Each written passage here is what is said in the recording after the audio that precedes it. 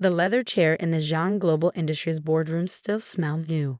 40 stories above Manhattan. I watched my parents squirm in their designer suits as their lawyers explained the unexpected hostile takeover.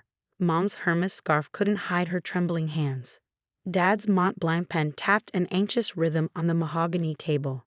As you can see, their lawyer continued, the majority shareholder, Phoenix Capital Partners, has acquired controlling interest through entirely legal means. I suppressed a smile. Phoenix Capital Partners, my company hidden behind 7 layers of shell corporations. The perfect predator they never saw coming. 5 years ago, I sat in our family's breakfast nook as they launched their teaching moment. Alice, darling, Mom had said, her perfectly manicured fingers sliding across her iPad. Your father and I have been talking. You're 22 now, fresh out of Yale. It's time for a real lesson in wealth management. I'd nodded, still naive enough to believe this was about my development. Is this about joining the company? Dad had laughed, that rich, confident sound that used to make me feel safe. Not yet, princess. First, you need to prove you understand the Zhang way of doing business. With a few taps on her iPad, Mom drained my accounts. My college fund, my savings, everything I'd earned from summer internships, gone in seconds. $50,327, she'd announced. Now in our teaching account. In exchange, here's $100 in cash. I'd stared at the crisp bill she placed before me. I don't understand. Simple, Dad explained. Turn that 100 into 10,000 in 30 days. Do that, and not only do you get your money back, but you'll earn your place in Zhang Global. Fail, and everything stays in our account, a reminder that Zhang's earned their success. They called it a family tradition. Later, I discovered they'd done this to my older brother too.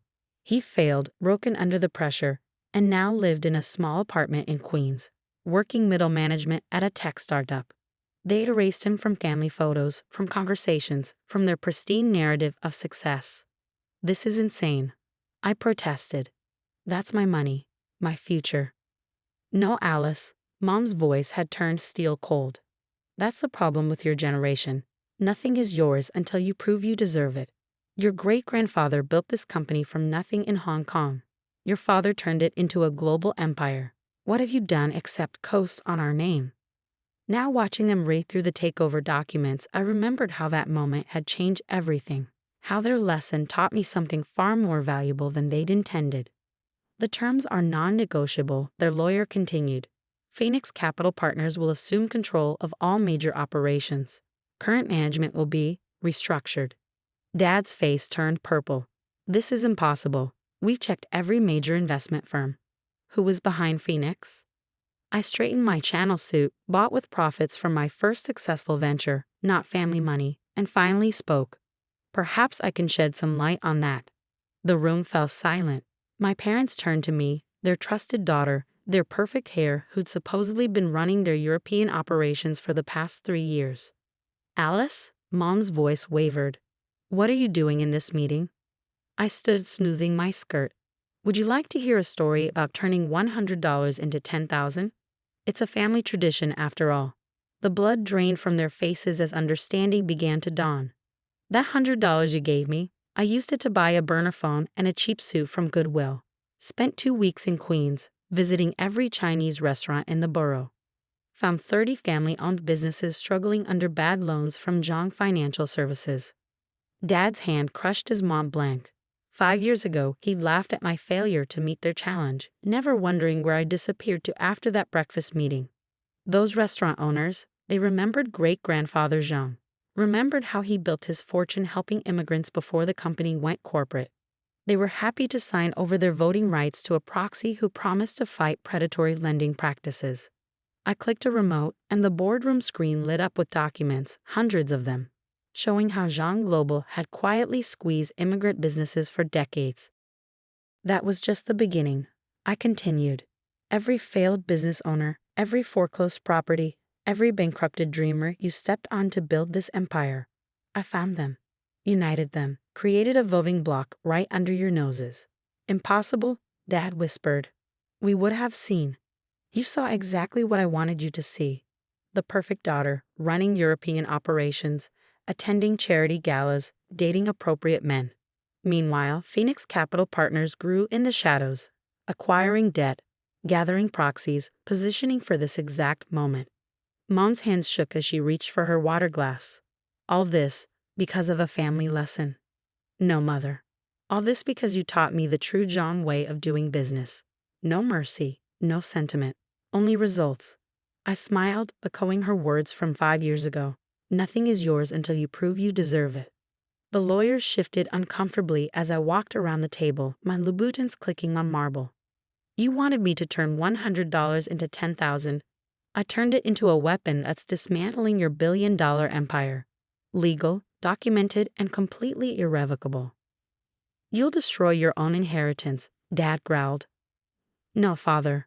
I'm redistributing it. Every business you crushed, they're becoming shareholders. Every employee you exploited, getting stakes in the reorganized company. That $100 didn't just multiply, it revolutionized your entire corporate structure. I placed a final document before them. Oh, and remember my brother. The failure you erased, he's joining the board of directors. Turns out, being kind to the brother you discarded opens all sorts of interesting doors. Their lawyers began gathering papers, sensing the inevitable. My parents sat frozen, watching their legacy transform before their eyes. You wanted to test my business acumen. I perched on the edge of the table. Consider this my final exam. Class dismissed. As security began escorting them out, a detail I'd personally hired months ago. Mom turned back. Why? We gave you everything. No, Mother. You gave me $100 and a lesson about power. I simply learned it better than you expected. The boardroom door closed behind them with a soft click. Through the glass walls, I watched them walk to the elevators, smaller somehow without their aura of invincibility. My phone buzzed. A text from my brother. Is it done? Yes, I replied. Phase 1 complete. Ready to rebuild. 5 years ago, they thought they were teaching me about money. Instead, they created something far more dangerous. A daughter who learned that true power isn't in having wealth, but in knowing how to take it away. The morning after the takeover, I sat in my new office, formerly Dad's sanctuary on the 42nd floor. The Wall Street Journal headline screamed, Zhang Global Industries faces historic restructuring. Mystery investor takes control. My brother Mark's text lit up my phone. They were at my apartment, begging. Of course they were. Mark, their first failed experiment, now held 20% of the voting shares through Phoenix Capital. I'd made sure of that. Don't let them in, I texted back. Remember Beijing. Beijing, where they'd abandoned him after his failure at their money challenge 10 years ago. He'd been 22, just like I was when they tried it with me. Only he'd played their game honestly, attempting to multiply the $100 through traditional investments. By day 30, he'd only made it to $3,000. They called him weak, cut him off, and sent him to learn humility at their Beijing office. What they hadn't known was that their perfect daughter had been watching, learning planning. My office door opened and Helen Wu, our new head of legal, entered with a stack of documents. The minority shareholders are panicking, she reported. Your parents' old allies are trying to rally support for an emergency board meeting. I smiled, spinning my chair to face the Manhattan skyline. Let them. Every move they make just triggers another clause in our takeover agreement. Helen, another one of their victims from 15 years ago, nodded appreciatively. Your father's calling every favor he has in Hong Kong. But his old friends seem surprisingly unreceptive. Amazing how quickly loyalty fades when you freeze their private accounts. That had been my first move after the takeover, exposing and freezing the network of hidden accounts my parents used to control their business partners. 20 years of dirty secrets, all meticulously documented during my European operations phase. My phone buzzed again. A secure message from one of my operatives. Mrs. Zhang attempting to access Swiss account. Denied. Your mother's trying the Geneva route, I told Helen. Right on schedule. Should we move up phase 2? I checked the time. 9:47 a.m. The markets had been open less than 2 hours, and Zhang Global's stock was already down 12%. Perfect. Yes, release the audit findings to the SEC. Helen's eyes widened. All of them. Every last spreadsheet. I stood straightening my blazer. Time to show them what a real Zhang business lesson looks like. The audit documents were my masterpiece, 5 years of carefully traced financial irregularities, all leading back to my parents' personal accounts. Nothing illegal on Phoenix Capital's part. We'd simply followed the money they thought was perfectly hidden. My desk phone lit up. Dad's private number. After 5 ignored calls, I finally picked up. Alexander John's office. I answered, using my full name, the one they'd abandoned for the Americanized Alice. You ungrateful. He caught himself. We can fix this. Whatever game you're playing, there's still time to stop. Game? I examined my manicure. Like the game you play with Mark in Beijing? Or maybe like your $100 lesson? We were teaching you strength. No, Father. You were teaching us fear. But fear's a funny thing. It either breaks you or transforms you. Mark broke. I transformed. A pause. Then softer. What do you want? Want? I already have what I want. Your company, your reputation, your power. Now I'm just deciding what to do with them. The Zhang name will be restored to what great-grandfather intended. A force for building wealth, not hoarding it. A legacy of creation, not destruction. I could hear Mom in the background probably planning their next move. She'd always been the strategist. Your mother and I, he started, are no longer relevant to this conversation. I cut in. But since you mentioned teaching moments, here's one. Check your personal accounts in the next hour. Consider it your $100 lesson. I hung up and nodded to Helen. She tapped her tablet, initiating the final sequence we planned. Across the world, my parents' personal accounts began draining, not to Phoenix Capital, but to a series of charitable trusts we'd established. Trusts dedicated to helping immigrant businesses, funding education, and supporting victims of financial fraud. My phone lit up with another text from Mark. They're crying now. Actually crying. Keep the door locked, I replied. Watch the news in 10 minutes.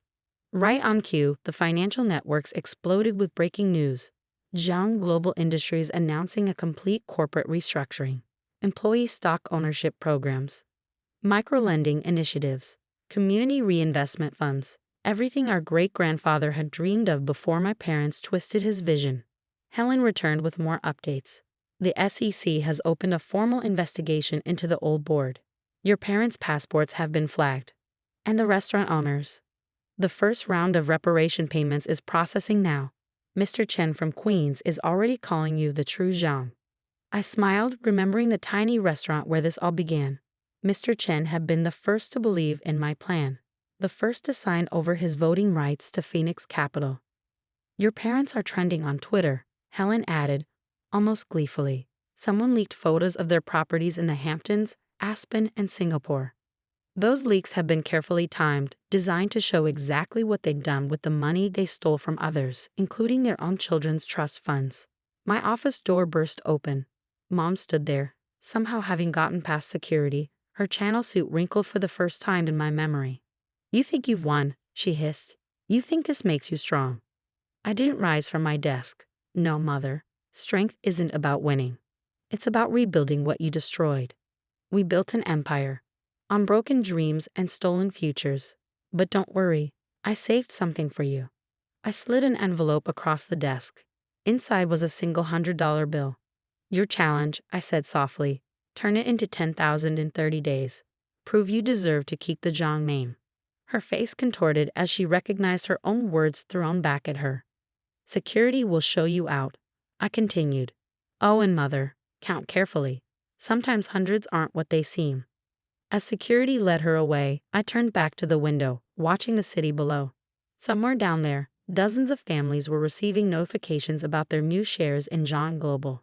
Somewhere, Mark was finally changing his status from failed son to board member. And somewhere, in a safe deposit box, I kept the original $100 bill they gave me. A reminder that sometimes the greatest lessons come from our worst teachers. 3 months after the takeover, I stood in Mr. Chen's renovated restaurant in Queens, watching as he unveiled the new sign, Chen and Zhang Community Kitchen. The crowd of local business owners applauded, many wiping tears from their eyes. This is what the Zhang name meant before, Mr. Chen announced, his voice thick with emotion. Before the greed, before the empire. Just family helping family. I caught a glimpse of my reflection in the restaurant's window, my power suit replaced by simple jeans and a sweater. The transformation of John Global had changed me too, stripping away the armor I'd worn for 5 years. My phone buzzed with news alerts. John parents face federal charges. Former Zhang CEO found to have hidden billions. Phoenix Capital transforms corporate landscape. But it was the last message that made me pause, an email from my mother's prison account. Day 15, $100 turned into $342. Not enough. Now I understand. They had actually taken my challenge, trying to rebuild from nothing inside the prison economy. Dad had refused to participate, still clinging to his contacts and plotting revenge. But Mom was finally learning. Miss Alexandra? Mr. Chen's daughter, Lucy, approached with a tablet. The new microloan program stats are in. We've funded 100 businesses this quarter alone. I scanned the numbers, noting how many were former victims of my parents' predatory lending. And the mentorship program. Mark's doing amazing, Lucy beamed. Who knew your brother had such a talent for teaching business basics? Mark had surprised everyone, including himself. After years of believing he was a failure, he discovered his true gift. Helping others avoid the traps our parents had set. My phone rang, Helen Wu with the daily update. The board approved the employee stock ownership plan, she reported. And you should see tonight's news. They're calling you the anti-billionaire for giving away your inherited shares. I smiled, remembering Mom's horror when I announced that plan. Any word from the old guard? Most have accepted the buyouts. The loyal ones are adjusting. The loyal ones, my parents' inner circle who had helped them crush competitors and exploit loopholes. They'd been offered a choice. Adapt to the new Zhang way or follow their leaders into obscurity. A commotion at the restaurant's door drew my attention. A group of reporters had gathered, probably tipped off about my location. Miss Zhang, is it true you're living on a normal salary now? Alexandra, comment on your parents' plea deal. What's next for John Global? I approached them calmly, channeling not my mother's polished corporate speak, but my great-grandfather's simple honesty. What's next? We rebuild. Not an empire, but a community. $100 at a time. Later that evening, I visited Mark's apartment, the same one he lived in since our parents cut him off. He'd refused to move to a bigger place, even after gaining his board position. Got something to show you, he said, pulling out an old photo album. Inside was a picture I'd never seen. Our great-grandfather in front of his first shop in Hong Kong, helping a local farmer count out a small loan. Found it in Dad's hidden storage unit, Mark explained. Along with these, he spread out dozens of loan documents from the 1960s, all showing impossibly generous terms, payment plans adjusted for hard times, and notes about children's school fees included in lending decisions. This was the real Zhang legacy, I whispered, before they corrupted it. And now it's back, Mark smiled. Though your method was a bit more dramatic than great-grandfather's. I laughed, remembering the look on our parents' faces when they realized their perfect daughter had outmaneuvered them at their own game. You know they'll never forgive us, he said quietly. Good, I replied. Some lessons shouldn't be forgiven. They should be remembered. My phone buzzed one final time that night, another message from Mom. Day 16. Lost everything trying to double it too fast. Now I truly understand what we did to you both. Not asking forgiveness, just telling truth finally. I showed the message to Mark. He read it silently, then pulled out $100 bill. Should we? He asked. I took out my own 100, the original one from their challenge. One last lesson, I agreed. Together, we wrote a simple note to attach to the bills before having them delivered to our parents' separate cells. Lesson learned. Now help someone else learn it better. A and M. Because sometimes the hardest part isn't winning the game. It's changing the rules for everyone who plays after you. 1 year later, I stood in the prison visiting room, watching my mother count quarters from her commissary job. Her perfectly manicured nails were gone, replaced by practical short ones that showed signs of actual work. $872, she announced quietly. From that 100 you sent. How? I asked, genuinely curious. Started a teaching program. Basic financial literacy for inmates. The prison pays us $2 per student. She looked up, her eyes clearer than I'd ever seen them. I'm not teaching them to be sharks anymore. Just sustainable. The irony wasn't lost on either of us. Dad had refused to see me or Mark, still plotting his comeback from his minimum security cell. But Mom had done something unexpected. She'd started over. Your great-grandfather, she said suddenly, would be proud of you. Not me, not your father. You. I pulled out a folder containing new documents. The board approved something today. We're establishing the original Zhang Foundation, focusing on financial education for immigrants and their children. She studied the papers, her hands trembling slightly. Using our C's assets? Converting them into something useful, like you're doing here. A tear slipped down her cheek, the first real one I'd ever seen from her. I keep counting, she whispered, every night, to 100. Thinking about that day at the mall with Mark.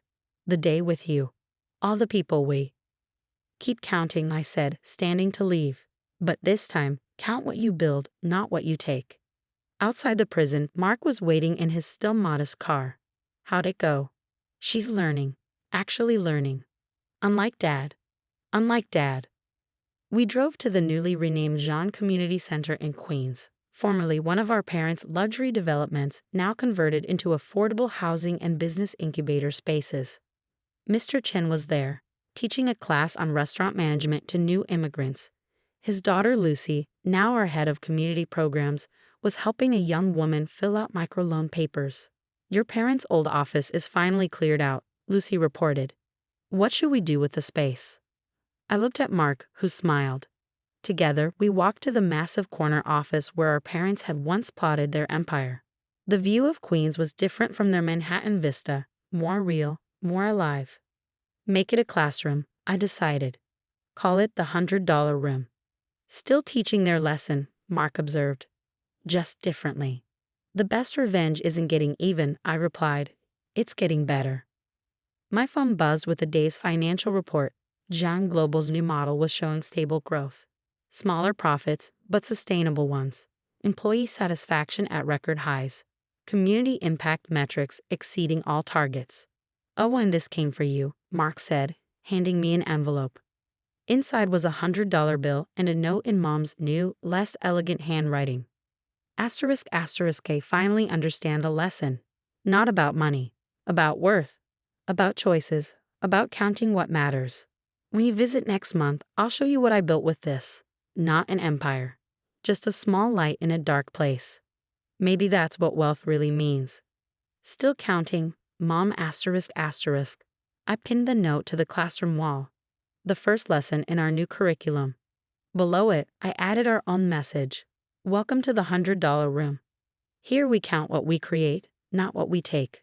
Let's count together. Because sometimes the biggest fortunes aren't the ones you can count in dollars. They're the ones you count in changed lives.